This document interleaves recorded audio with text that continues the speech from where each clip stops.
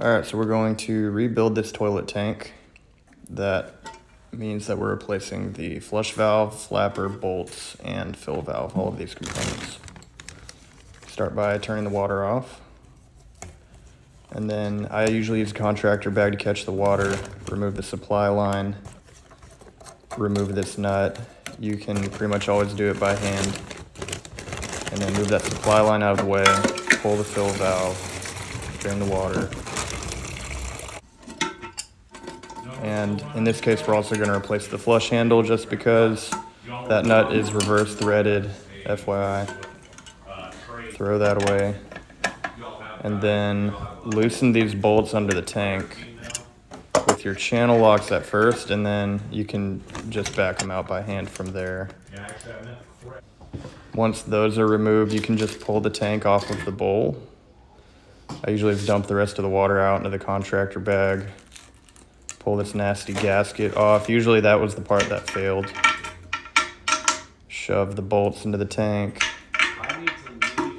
And then the rebuild kit comes with this little wrench to break that free. But if you don't have one, I'll use my multi-tool and cut this on both sides and then just pull the nut off of it. Either way, just make sure you don't jack up the porcelain with your blade. And then once you've pulled the bolts out, before you go putting anything new in here, you want to make sure there's not a bunch of crap around where the bolts are. So there's a little bit of like rubber and rust right here. I'm going to make sure I scrape that off before I put anything else in here. Now we're going to put the new flush valve in. It's going to go together like this.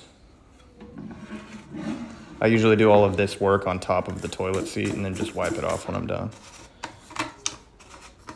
Tighten all of this down nice and snug, and then stick this gasket on there. Now we're going to do the bolts. These things have a pretty big pan head on them, so I don't put a washer. I just put the rubber washer directly onto the bolt, stick it in there, and then I use the metal washer under the tank with another nut. And this is what keeps water from leaking around these bolts, so you want to make sure it's real snug.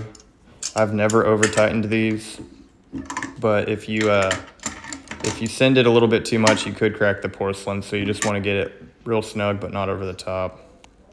Make sure your little shims are where they're supposed to be. Those aren't always on there. They're not necessary, but this toilet had them. Stab this thing back in there, and then put your new nut and washer onto the bolt under the bowl. This just has to hold the fat rubber gasket on tight. That's what this connection is for. You can start by doing it by hand, and I just push down on the corners of the tank while I do it, and then I finish it with my channel locks. You don't want to overdo it here because you could crack the porcelain if you send it too much. And we're going to put in our fill valve. They come with this little thing where you can adjust it, and this fill valve is a little too long. So I'm going to shorten the fill valve basically, and then you just slide this sleeve back on there. We're going to stab that in. Obviously we have our little rubber washer on there to keep water from leaking out. Doing all of this in reverse from where we started. This can all be done by hand. Just make sure it's really tight. Make sure you pull this little piece of paper out of the flapper. We're going to put the new handle on there. Again, this is reverse threaded. You don't want to tighten this too much with channel locks or anything because it's all plastic.